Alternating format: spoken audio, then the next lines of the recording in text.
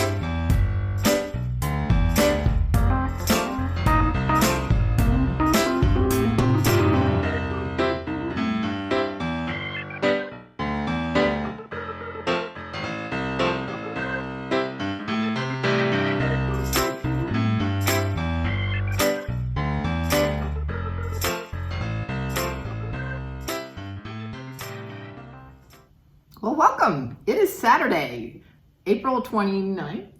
April 29th. This is episode 25 of the Curious Crafters. Welcome so much for coming. Welcome so much. I've just come from a school event and I've just been on a mic, which is really hard for me and my brain's a little fried. So we're going to see what happens today. Welcome to all of you. We're very happy you're here. We're coming to you from sunny Northern California. I know, it was really kind of cloudy this morning. I thought it wasn't going to sun up.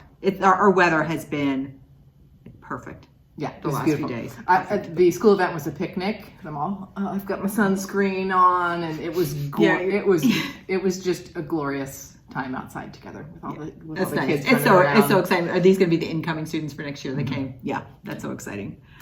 They start off quiet, and then by the end they're all racing around. It's just a joyful time. It's nice for everybody to kind of meet each other before things start. So it's great.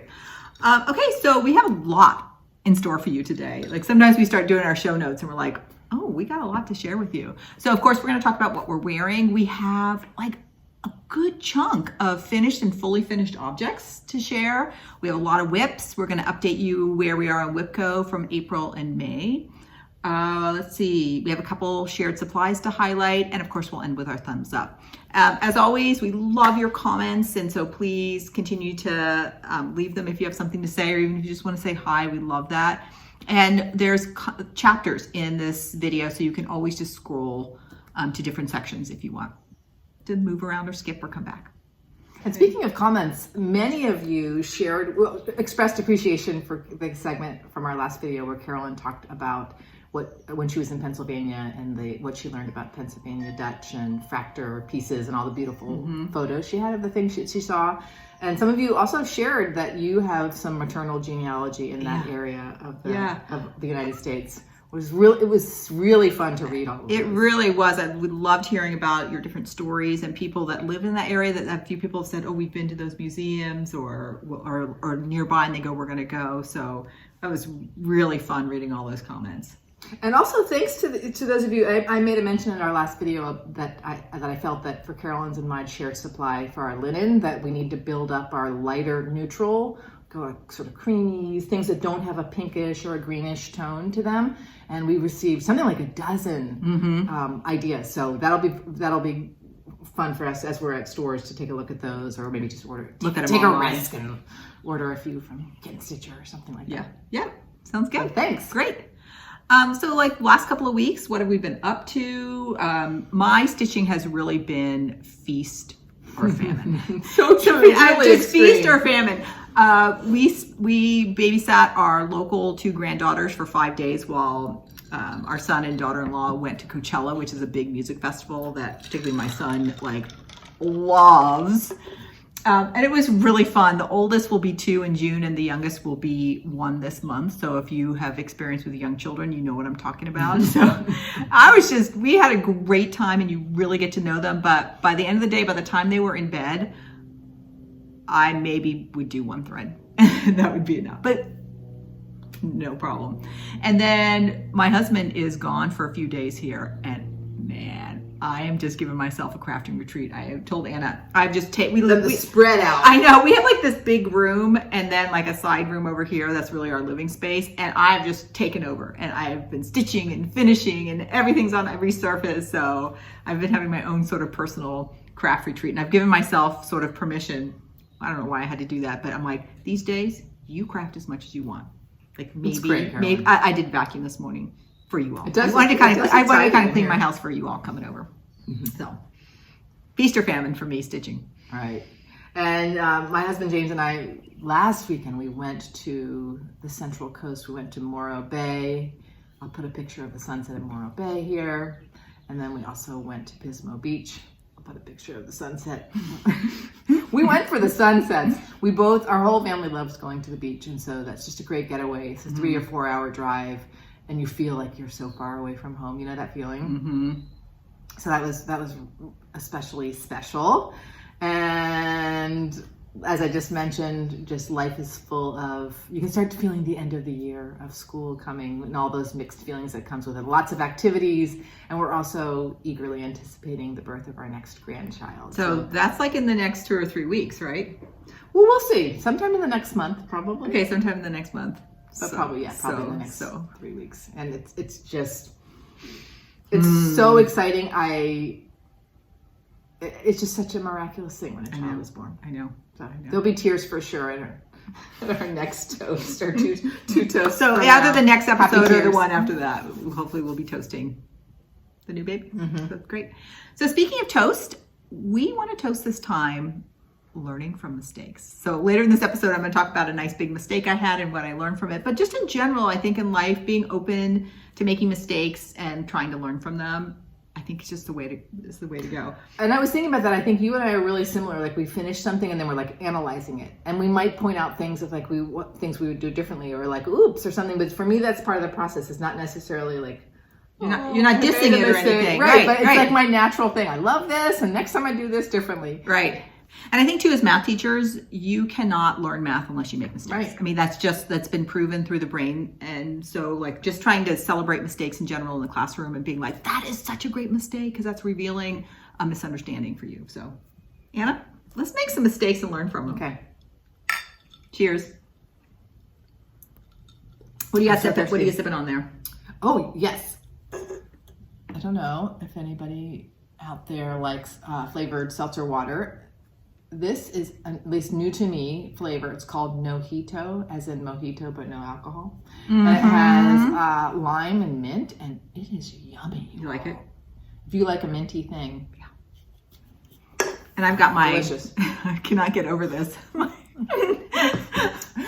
grapefruit tea. I keep meaning to buy grapefruit at the grocery store. It's even it's written on my list, and I forgot last time. It's so good. It's warm. It's warm out here, and I'm still drinking my grapefruit tea. So that's what we got doing.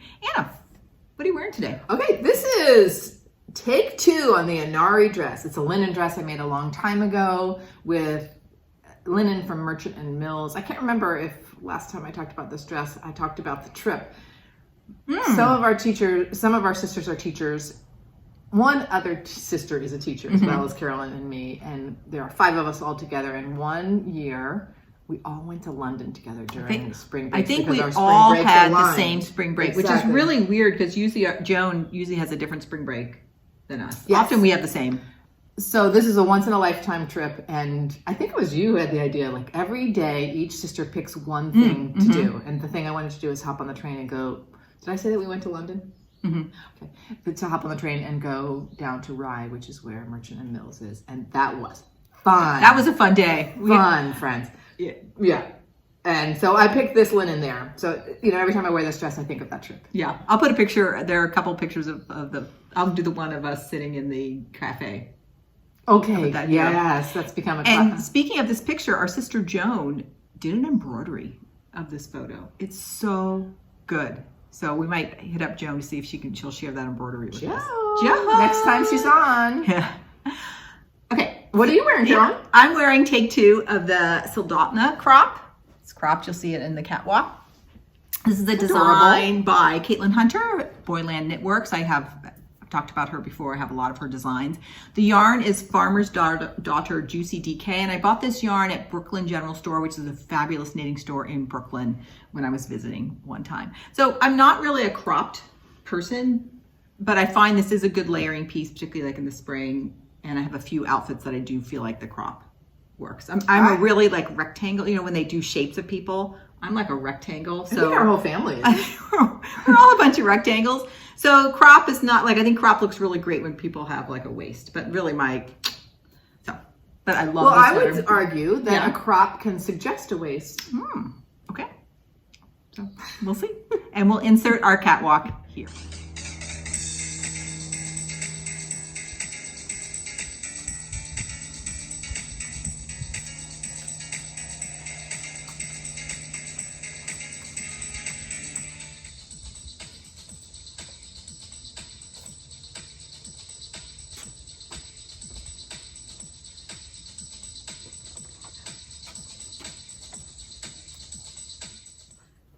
Welcome back. Who knows what we always do this and then we film our catwalk afterwards, so we never know.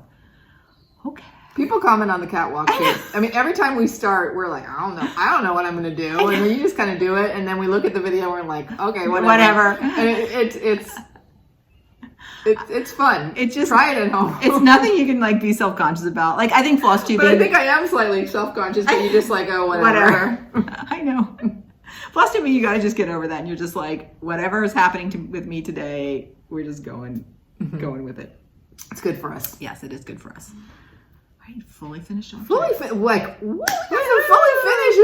today. I know. It feels so good. You do a few and I'll do my one and then you do okay. your One of my April WIPGOs, number 5, was to fully finish 3 pieces. And Anne and I have our WIPGO jar. We've been putting our cash in there as we finish them. So I'm just going to kind of go through what they are. One of the first things I fully finished was Seasons of the Heart Spring, and I finished this as a pillow. Here it is, and I have just a pinky That was a sweet fabric post on back. Instagram. It's just so sweet in person too.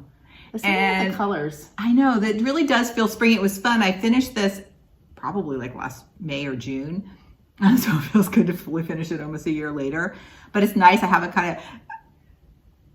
this dilemma that I finish this. I'm like, okay, where do I put this? Like I'm feeling that too. I'm starting to learn like how do I now display some of my finished pieces now that I have more that are fully finished. And that's been fun. This one I experimented with. My pillows to date that I've done, I've stuffed with wool roving. This one I did a combination of wool roving and walnut shell. So I put the wool roving kind of around the edges in the corners, and then the center is more the walnut shells. And I actually think of all, and I'll show you another one in a minute, but I think this is my least favorite way of doing it, mixing the wool. Can you identify why? Okay, so the wool, I really like when it's all wool and you can pack it in there and then you even like press it with the iron and it felts it just away. So it's like this really very hard feeling thing, not like really hard. And then the walnut shell, let me show this next one. The next one is Seasons of the Heart Summer. And I did this one all with walnut shells. And I have a nice Teresa Kogut fabric on the back.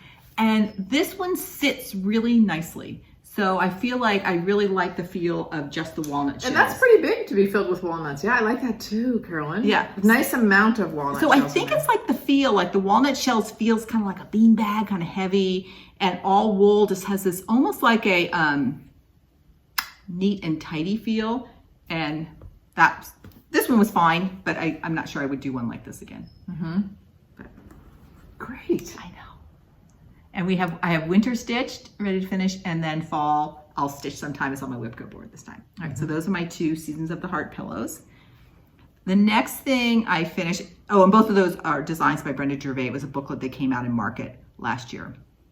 All right, the next one is, as you know, Anna and I have been working on Martha Evans' 1879, and we've each done a variation on this.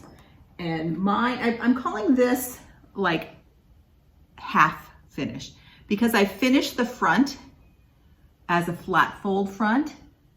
Really like the size and shape. I'm still deciding what to do next. So I'm either going to finish it completely as a flat fold or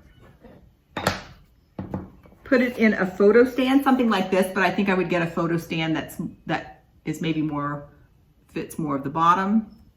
or I'm gonna get like a really thin little frame.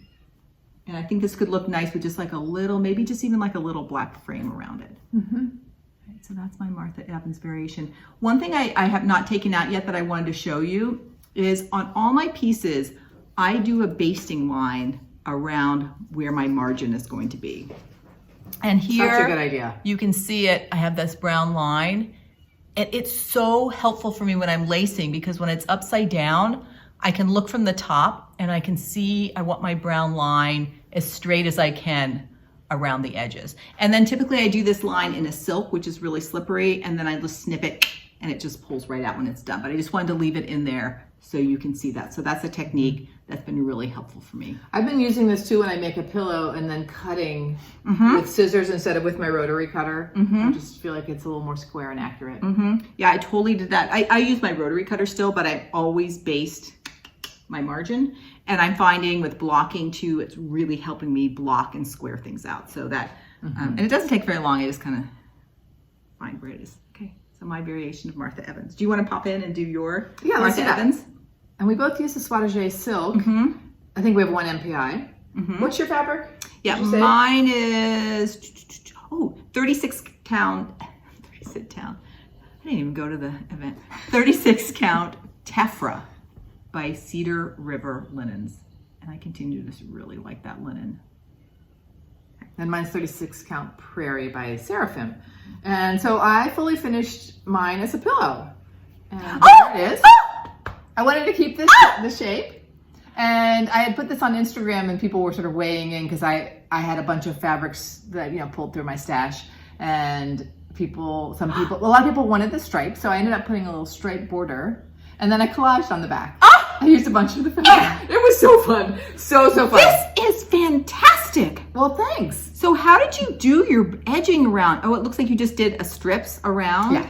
This looked fabulous when it was flat. And the learning, I don't know if it's a mistake or not, but the learning is I don't like the way it looks stuffed nearly as much as the way I liked when it's flat. Really? Why? Well, I think I've understuffed. This is wool rope. I think it's understuffed. But I had more stuffing in it and I took it out because I felt like these were bowing or something with more stuffing. And now I'm wondering, I'm going to definitely take out my ladder stitch and either put more wool roving in, or I'm thinking like, maybe I try something new and put sawdust in or something. Like just try something different. Try putting more wool roving in it. And when I stuff something with wool roving my pillows, it takes me, I'm not kidding you, it takes me like an hour to 2 hours to do it. Because I'm putting a little bit in and I have like a chopstick and I'm shoving it down. So maybe I need to do smaller batches and more of it. I will try that. And I, of course I'm like watching a floss. I mean, what else? What are you doing something like of that? Course. And then I really recommend when you're done, put an iron. I actually did do that. Okay. That's because I'd heard you say that. And anyway, I want to fiddle with it a little bit more. Yeah. I will say the Soldotna for me got fuzzy. And I don't know if there's something with my technique, like maybe my strands were too long, or the way I do use the sewing method, so maybe that was just too hard on it as it came through. But I think the colors are so rich and beautiful, but I'm a little hesitant to use them again. Oh, okay. So maybe I'll try them again on another small, because look at the bunny. It's pretty fuzzy. Anyway, Toddler E, who is my granddaughter, who's a year and a half old, been birthed. She has bunnies in her neighborhood and she calls them hop hops. Aww. So I'm going to put this in her. She's going to come visit in a little bit. I'm going to put this on her bed and see if she sees the hop hop. Anna. Okay, you're making me feel better because last night I was like, First of all, that is beautiful. Oh, thanks. Can we all agree? That is beautiful. A lot of people wanted the floral. The shape is phenomenal. I love it. Okay, good. And it's fabulous. I do think just stuff it a little bit more, but it is fantastic. Okay, I'll play with it. How do you feel overall with your design? Great. I mean, that was so fun. I want to do it again. Especially if I want to participate. I wanted to participate in honoring Brenda. Brenda really has taught me a lot. So it's just such a fun way to jump in when you don't want to do a huge project. Yeah. And to feel a part of things and to celebrate whatever's being celebrated. Right. And I feel it was like a great experience for me. We really like got to know the whole sampler because we were looking for the pieces that we wanted, and then just seeing ours came out so different. I know. So different. We were doing the same idea, but completely different results. I think the only thing we have in common is this pansy or whatever it is. Yeah. Oh, yours is upside down. Excuse me. Coming through. Excuse me. So definitely do that. I think we've thrown this idea out before, but I think it would be fun to pick a sampler, and then anybody that wants to participate, let's all do a variation on it. Just see what happens. I was even wondering because like Dutch Beauty, that really huge sampler, I am attracted to those, and I'm just not sure a sampler snacks are my style. I'm not sure sampler feasts are, but why not take a huge sampler, maybe even one that's been out for a while, and use something like that. Yeah. We have to really think about that. Because I think about, also designers I know just off the top of my head, like Liz Matthews does this a lot, where she will do a large sampler, but then she'll do a couple other companion pieces where she's pulled out specific motifs from that. And so she's kind of doing that for us. So this idea of like, you don't need to stitch the whole sampler, you can do these little pieces. But I think the next level is being like, okay, what motifs were your favorites that you want to pull out? And how to put them together. Yeah. Okay. And your salt box. Here comes your salt box. Okay. It's so yes. cute. You get the Polaroid picture feel the way you did this. So I finished this. This is the spring salt box. Isn't it cute?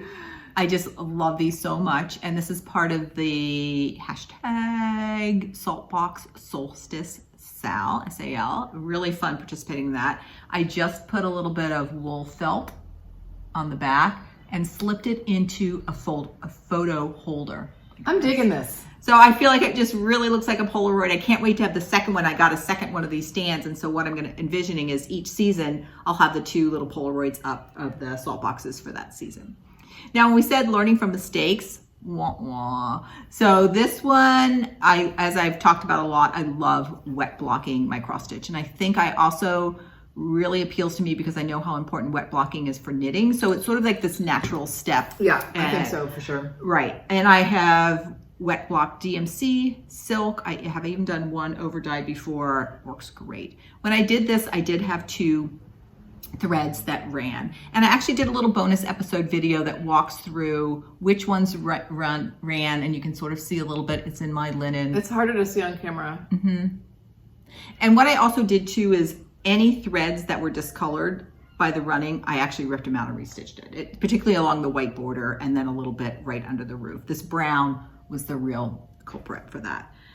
But in my little video, if you want to go watch the bonus episode, I tried a technique where you wet all your threads on a paper towel before you block it to see if anything's going to run.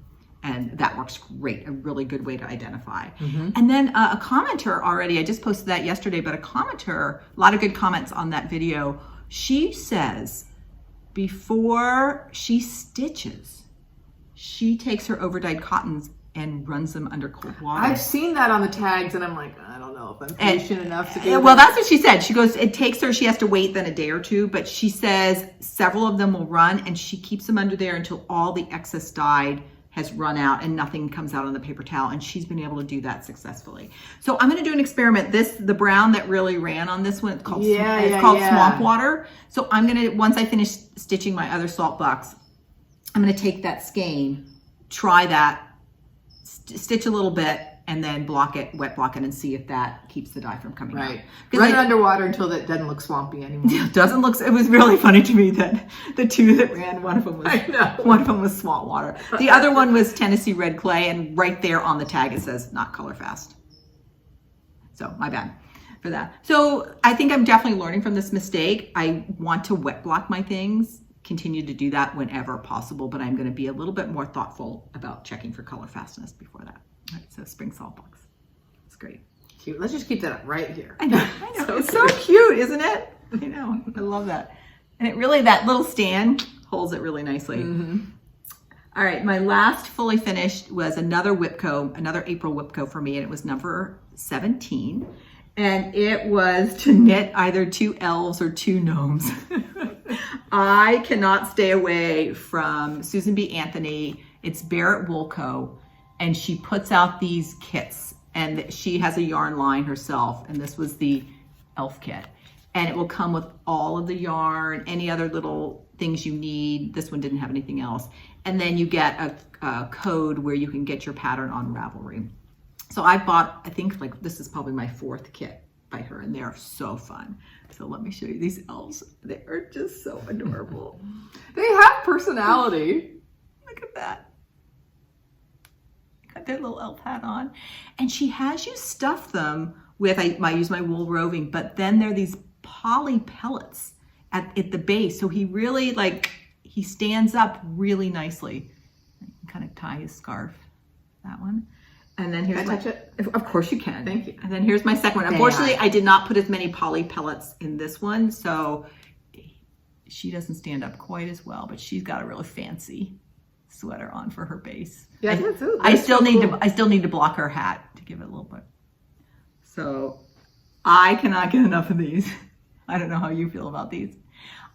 So I feel like these are going to be 2 gifts already for the holidays, and I'm going to definitely knit some more. And I'm thinking, I need myself a spring elf. So I'm going to pull out some light colored yarn, maybe some yellow, maybe something to match my spring salt boxes. They can just sort of sit there together. And maybe make some elves. So welcome people into the home. If you are a knitter and you like knitting little things like this, go check out Susan B. Anthony's. It's Barrett Wool Co. Do you remember the year you made a bunch of little pumpkins and acorns? Is that the same person? That's her. Okay. Yeah, that's her. Carolyn often does things like at Thanksgiving when our family often gathers. She'll put a bunch of here are 8 shawls that I've knit and I'm ready to give away. Who wants one? Or I made all these little pumpkins. Pick one if you want one. Yeah, it's fun. At the time, I think I'm out of all my acorns. A couple came over for dinner, and the woman loved them so much. I think I just had them on the table as display. I'm like, you pick your favorite acorn, take it home with you. So I need to actually knit a few next fall to do that.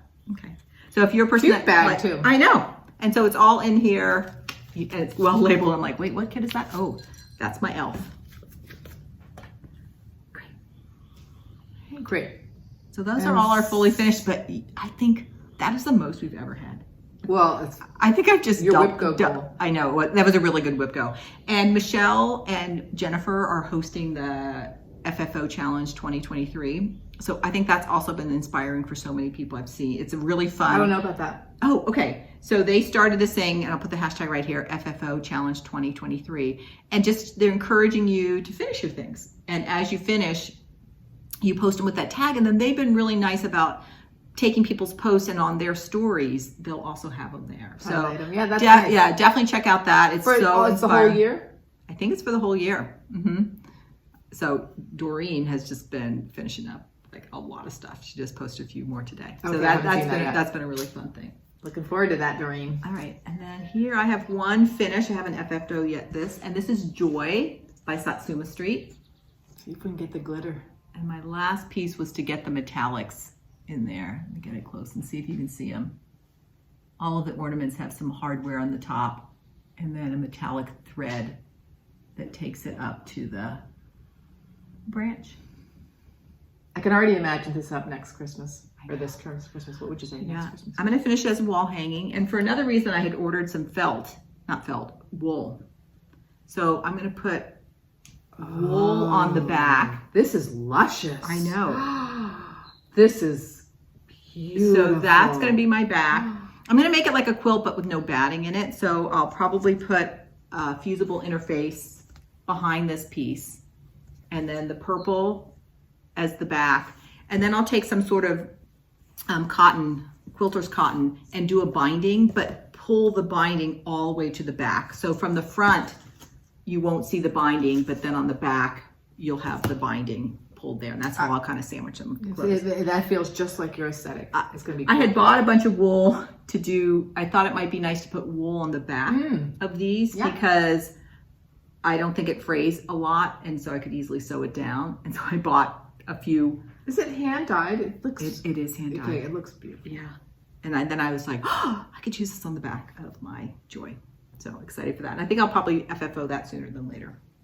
Well, it's on my radar. Okay.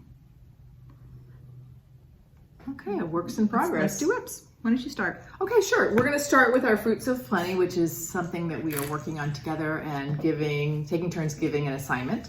And Carolyn gave the last assignment, and that was... Oh, you did. Wait, did I or did you? Was that my assignment or your assignment? That was your assignment. Because I did the first octagon and then you did the next. Yes, and Yeah. I'm expecting you to give us our next assignment today. So Yeah. Yes, it was your assignment. You're right. I'm like, wait a minute, I have an assignment to give today. I can already feel like this is going to be one of those days for me, which happens in teaching too. And I always tell the students, I'm so glad I have you to help me. Anyway, I got partway through my assignment and I have my needle in there because I made a mistake. I realized I made a mistake. It is this octagon and I'm almost halfway there. But I'm going to have some catching up to do because I want us to keep going with our assignments. Oh yeah, it's looking good. So I think I mistook this 4 square for one of these. And I forgot, you did. You have to put the little berry in there. Yep. So I am stitching this on 32 count is Weigart charcoal with DMC B5200. So partway there, I just didn't leave myself enough time to finish it. I'm not sure why, but I'm still up for the assignment. I know. Let's see yours. I think I'm going to start maybe trying when we have our assignment, like start working on it right away. Because if you kind of wait, sometimes I like wait until, we got a FlossTube this weekend, I got to finish it. And I don't want to feel like I'm rushing to finish it. Right. I want And when I get that feeling of like, this is actually not fun. When this SAL started, I think I kept up January, February, and March. Did you? By doing just what you said. Right when the month turned, I Yeah, I see a lot of people that are successful with these monthly sales is as soon as it comes out, they go. They do it. Okay, so I finished mine. Okay, great. And there it is. I still have some lines around the octagon border itself to finish, but the interior motif, so let's pull it back. So we're really getting there, Anna. Oh yeah, that looks good. We're really getting there. It feels so, I think the center of these octagons is the center. It is. Vertically. It is. Okay. It is. So I feel like we're like, when you think about tortoise and hare, we're a bit of hares. No, tortoises, but we're getting it done. I definitely identify with the tortoise in many parts of my life. Okay, so here's our next assignment. We have just finished this octagon. And there is this triangle, a border, and a triangle here. So we're just gonna work on getting that piece done. And I think, Anna, I think you finished this top. Mine's only halfway done. Okay, so we're gonna do from this triangle down this border and do this triangle. Oh, so I was thinking we're gonna go down here, and I'm like, oh, that's a smaller assignment. I think you've probably already done this top part. No, I haven't finished. I think on the other side I've done more. Oh, okay, so you've done that. Okay, gotcha. Yeah, okay. Gotcha. Well, and if you can't get to the triangle, but I just want us to start getting some border in along there. So maybe just start coming down and get as far as you can down that border. Yeah, the other side I've done more. Okay.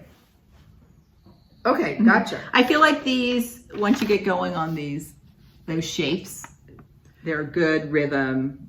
You know how we've said a few times, like, we've been cross-stitching enough now. When I returned, I started this very early in my cross-stitch Career. Yeah.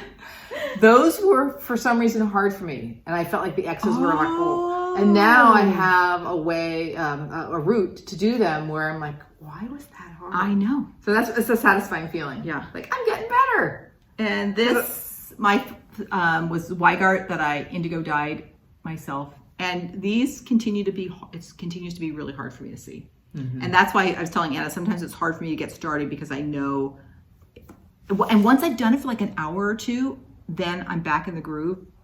But I don't know what it is, but it's the hardest linen I have to stitch on. Yeah, I think your theory about the covering the threads, the dye. Yeah, I think that's it. I think that is too. Okay, so that's our... Thanks for the assignment. Fruits of Planning. Okay, I'm gonna get started on that right away. My husband's gone for one more day, so that'll be my go for it. Oh, okay. So my next thing is, I'm calling it Yaya Sampler, and this is the sampler I'm reproducing from my husband's family, and I'm going to put a picture of the original sampler here. And then this was my progress. This is where it was last episode 24. And here's where I am now. Oh, you've done a lot of that corner. Yeah, I worked on this before we went and babysat. So here it is. And I'm about a quarter of the way through. And for this, since I stitch in hand, I'm going to come down, get my clips. I'm going to come down the right side because I don't want to hold the silk in my hand too much.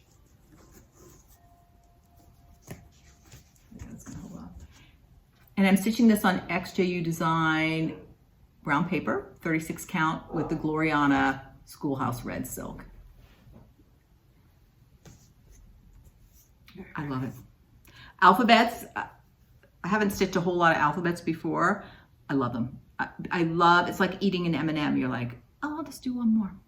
Oh, just one more, or just one more. And then I also love as you start to work on the alphabet, you're anticipating how that letter is going to be formed. I like that part of it too. And it's been fun actually moving down here because I'll do some of these and I'll get into the groove of those, and I'm doing some cursive, and like all the cursives end with this little like blip, blip, and I'm like, oh, I'm down to that. So this has just been so enjoyable. It has a fun story behind it as well. I think I should try a red sampler, but one day, the day will come. I know. So many people do the red sampler walls, and I can start, and I think I've said this before, red is a medium color for me, but I can see the appeal of doing, because there's so many different styles and different reds, and it's of the same theme, but lots of variations on it. So I'm starting to feel the appeal of that. Yeah, so fun. All right, so both of my WIPGO picks from last, I guess it's still, no, April, this month, was to work on Frederica. I've been working on for her for a long time. I can't wait to see where she is. I forgot to take my patterns out. I'll just keep her in. This is what she looks like. And I mean, border, and more border. Yeah. We'll put a picture of my progress from last time because I tend to stitch my lighter colors first. And so the border for me is taking many hours. And I did all of the neutrals first. And so this time I got to fill in all the colorful diamonds. And that was really fun. And I allowed myself to do one motif. I did this heart. There's a really big plant right here. Yeah. And when I start this the next time, I think I'm just going to do that big, tall plant. Oh, I hadn't even realized your border is two-tone. The top is the light. Right. It's really pretty. I think it's worth it. I like the border. Yeah, Frederick did not fill in the background. I had those diamonds, but that's a lot of background fill-in. It looks so good. It looks so good. So I continue to enjoy working with MPI silk, and the colors of MPI silk that Kathy Barrick picks are just, I mean, every time I take one out. Do you feel like you enjoy the MPI silks more than the Soldotna? By far. Okay. Because I feel like they're comparable in that they're both I think good on 36 count, and I think they're both solids. They're not like an overdyed. Okay. So whatever it is, MPIs fray less easily for me, for the way I stitch. It looks really good, Anna. Well, thanks. Frederica. Good. So you have one more. Have you finished your April stitching? I mean, on I've her? hit my goal, but I might stitch on her the next couple of nights. I don't know. My goal is to stitch 5 to 10 nights for each pick. Yeah, that's good. Definitely done that. Good. All right, my next one is BH 1820, and this is by Queenstown Sampler Design, and here is the picture of this. And I just thought I'd also show, here is the antique sampler, a photo of the antique. And this was designed, it was really cool because it was done in 2 colorways. And Anna did the colorway that the sampler looks like from the front, which is faded. And I picked the colorway of the colors that was originally stitched in from the back. And this was a whip that I had put away. Here is where I was last time. And I got re-inspired to pull this out just with talking about all the Pennsylvania Dutch samplers, because this is definitely Pennsylvania Dutch style. And here is where I am now. Turquoise. I know. Amazing. It's really... Which parts did you add in? I guess we'll see the progress picture. I had done that. Oh, you did a lot then. I did a lot. So I did. Okay, I couldn't remember where you were. I did a lot. I did all of this and finished this flower. Mm-hmm. So it really. How are you feeling about it? I Are love you it. attached to her? Okay. Yeah, I'm really glad I got back into it. I don't think I'm going to put it away. I think I'm going to keep going. Okay. And especially now that I'm thinking more about Pennsylvania Dutch samplers, the motifs. I'm thinking about those motifs. Like I've learned a lot more about this motif, and just as I'm seeing them, I'm like, oh, I've seen that on another sampler. So that's been really fun. The colors are really, really bold. And so it's also, I've been cracking up just thinking about whoever BH was in 1820 was just really doing it up. With Or these it's what her colors. mother had in her sewing box. Right. But even the fact that these were the colors that they had in the sewing box. And once we're done, Anna's already finished hers, it'll be fun to go back and look at them a little bit more closely and see how did different threads fade over the years into those. Yeah, I'm looking forward to that too. Pretty, pretty, pretty. Yeah. We're just taking a moment here to gaze. Just enjoying it. So BH 1820. Good. Okay. Oh, you have a spring salt box. Okay. I'll just put this.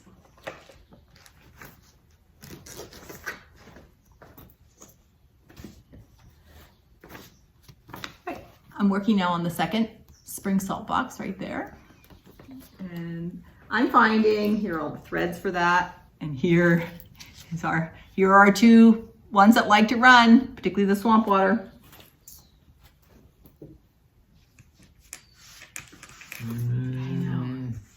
It's been really fun too, as people have been stitching these, what is everybody's favorite. So the first one was definitely my favorite. I like this one too, but that was my favorite. But for other people, this is their favorite. Yes. So it's just really fun to see that and hear about that. These are completely comfort stitches for me. I love the colors. It's a lot of fill-in areas. One modification I made is if you look at the browner stars at the top, those are charted to be just done with backstitch lines or elongated stitches. And I cross stitched those instead. Good. I like the way they look. Yeah. The way you did them. The only thing I'm like, I think I'll probably finish this sooner than later, but I'm like, oh my gosh, the next salt box doesn't start till like June 21st. I'm gonna have to like wait 2 months. Maybe find another little small that makes you feel the same way. I will. And I like it, such a small piece. It's so easy to hold. It's so easy to pick up and put down. It's easy to turn around as you're stitching from different directions. So this has been a really fun one. Mm-hmm. So spring salt boxes, second one. Okay, time for garden dogs. Another Kathy Barrick design. Doing this one in anticipation of the next grandchild. And I didn't do much. I added some stripes. I really like those 5 stripes together, and I added the third dog. So we can put a progress photo in so you can see. So you finished a row. Finished a row and then and put the stripes in. Oh, it's so cute, Anna. That's what I wrote in our notes. Just so darn cute. And I'm doing this a little here, a little there. I started it kind of on a whim, and it's fun to be doing it as we're anticipating. Mm-hmm. It's a nice one that you're doing so much on Frederica, and then you have this nice little small piece too. When we went traveling, this is what I brought. I did about an hour of stitching, but I was happy to have it while we were gone. Okay. Yeah, I know.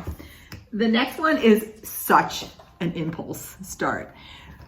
So after our last video, Olivia B commented and she just recommended a couple of charts that were inspired by Pennsylvania Dutch samplers. So I went on and I bought one from her site, Hillside Rookery, and I'll show you that when I would show haul. But while I'm on there, I'm like, oh, that looks fun too. So I bought as well Crow number 5 by Kathy Barrick. And Olivia also offers thread packs for some of her pieces. And they come in these really neat burlap bags and they're hand stamped. It says Crow number 5. And so I've been using this bag too to keep my threads in. And here are the called for NPIs. So really just in shades of brown with a little bit of gold. Did you have a whole skein of each, or was this one of this her one thread packs of? Yeah, this one was a partial whole skeins? skein Okay. of each. Like she does do partial skeins when it's appropriate for some. Let's just appreciate the psychedelic back. I know. Of that pattern. I know. I love this. And I have a specific person in mind that I'm stitching this for, who I think will like this color scheme. Now, one thing I want you to notice on this photo, the insides of all the octagons to me read orange, like sort of a muted orange. Yes. But the floss for it, the called for color, was more of this gold. So one thing I'm going to do is I'm going to go back and look through my MPI stash and try to find an orange, let's say like a muted orange, and use that as well. So here's my progress where I am, and I've been alternating between working on those octagons, and this is starting to be the crows.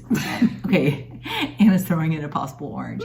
And you can see inside here is the gold, and weather is also my fabric choice, but I do want something that maybe is gonna read a little bit more orange. So I think I am gonna, for some of the octagons, find another MPI and put that in as well. So we'll look through, we have a lot of good choices from Frederick and Frederica. Those were MPIs to do that. So this is just, I love, sometimes the impulses, you can have all these plans, but then you're on somebody's site and boom. And I really like Hillside Rookery. If you haven't gone to see that site, I highly recommend checking it out. She's been slowly adding different designers, great pattern selections, and then she does do these kits. So it's also great, you can get the fibers. And it's separate, so if you already have a pattern, you can just get the threads, or you can get, I bought both the chart and the threads. And I think I ordered it like Saturday afternoon, maybe, and it was here like Monday morning. Oh my goodness. I mean, granted, we both live in California, but it was just so quick. And let me pull up, I think I have her card in here, and here is the card. It's been fun watching her website develop. It has. The choices she's making. It has. I think she started off by selling project bags, and then she started carrying a few designers, and she now has more designers in there. So that's my crow number 5. Yeah, let's look at these are Frederick. Yeah, I'm still gonna need some of those, but you take it for a while. Okay. I just look at. I'm running out of some of my colors. All right. Those are our whips. Is that it? I know. This is a lot for us. This is a Yeah. lot of stuff for us. It's been fun. Right, let's talk a little bit about plans, mainly thinking about what our WIPGO is going to be moving forward. So what's your WIPGO for May? Okay, so the numbers are 23 and 25. My 23 is to just do some brainstorming about inventorying supplies that we have and storing supplies that we have. Because we share a lot of our supplies, and the supplies are building. The supplies are building. Definitely. So I already have a few ideas on that. So I'm going to just kind of keep that in mind all month, I think. And then the other one was to work on what I call my farm sampler. This is a sampler that's in our paternal line.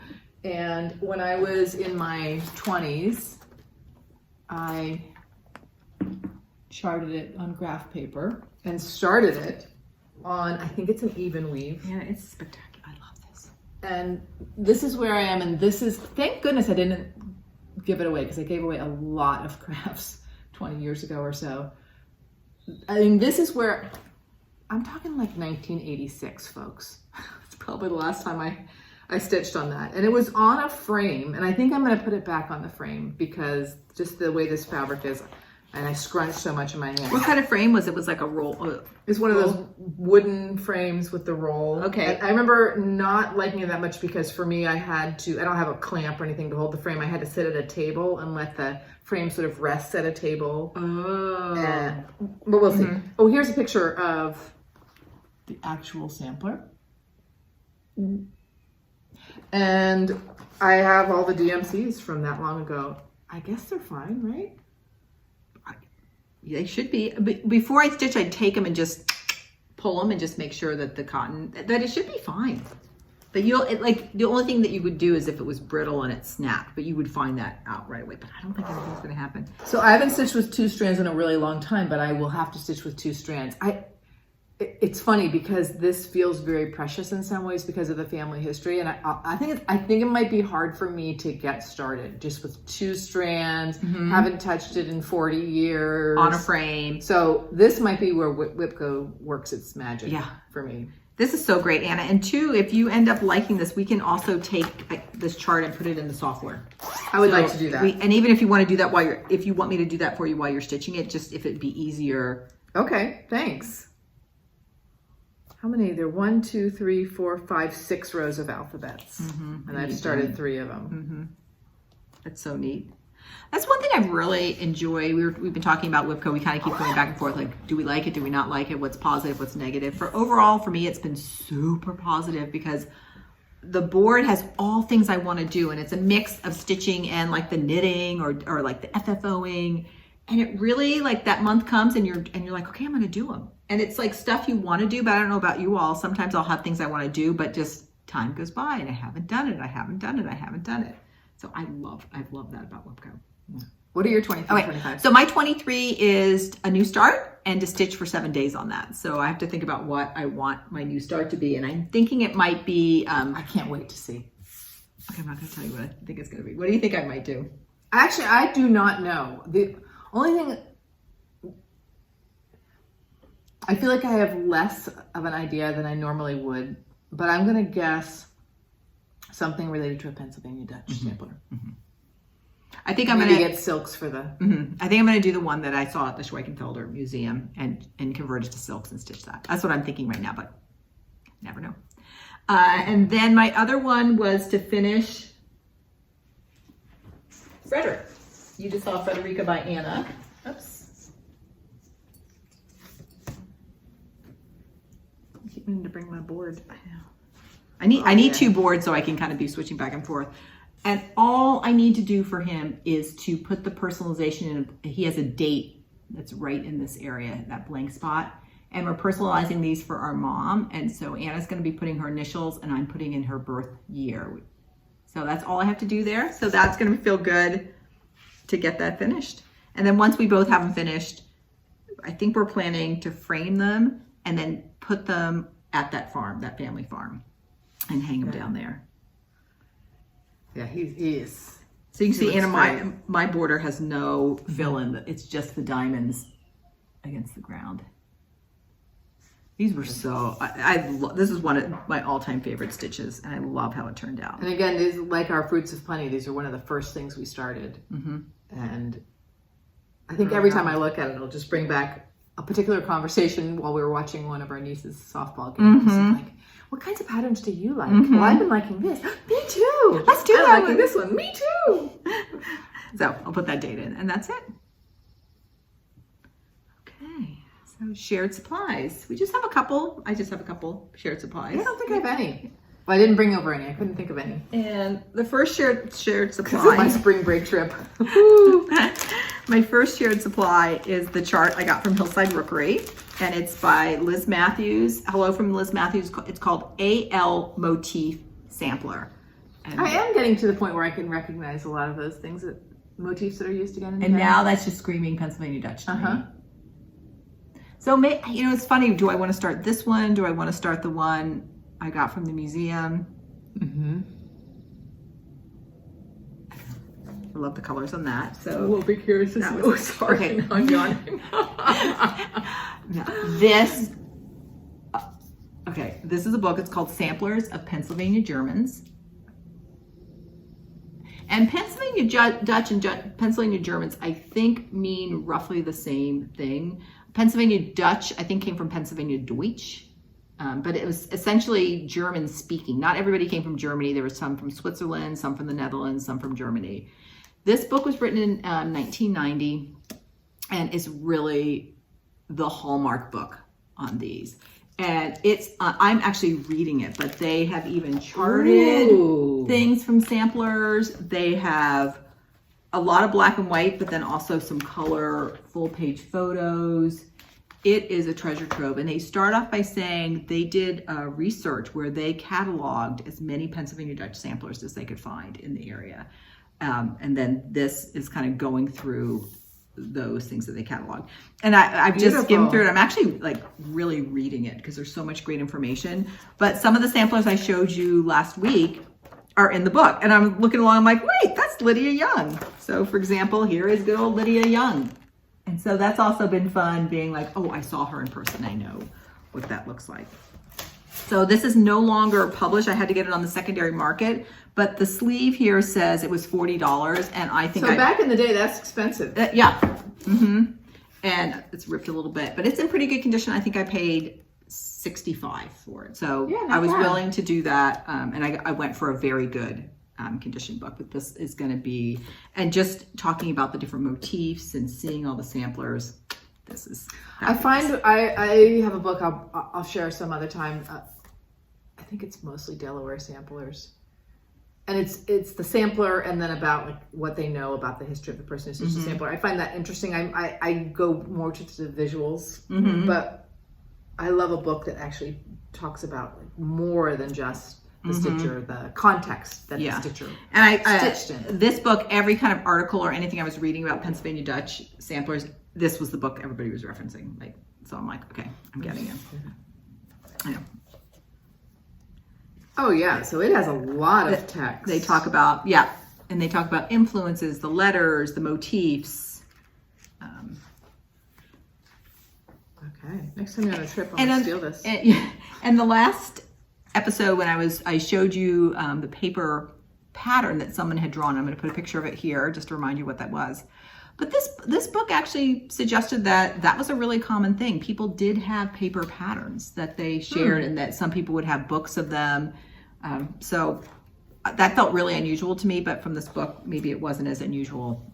Maybe just they haven't been preserved as much. Right. So those are my two. That's a good choice, Carolyn. I know. I'm really, really happy with this.